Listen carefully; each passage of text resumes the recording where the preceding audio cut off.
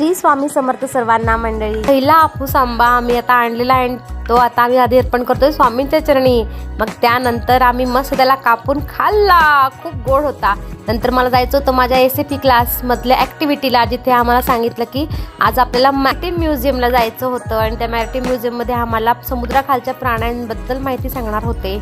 आणखीन त्याच्यात मरीन कसे असतात, म्हणजे जहाज कसे बनलेले, आधी कसे असायचे त्यांच्या देशामध्ये, ते त्यांनी आम्हाला दाखवलं. आणि असं त्याच्यानंतर सगळं म्युझियम फिरल्यानंतर त्यांनी आम्हाला त्याच्यावरती प्रश्न विचारले आणि त्यात त्यांच्या भाषेमध्येच त्याचे उत्तर लिहायचे होते किंवा उत्तर द्यायचे होते.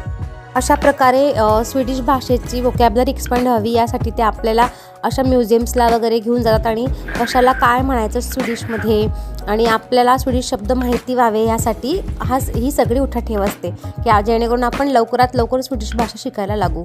आणि अशीच पद्धत जर आपल्याकडे असते इंडियामध्ये की प्रॅक्टिकल नॉलेज जास्त दिलं असतं तर आज आपण अजून हुशार झालो असतो. थँक्यू.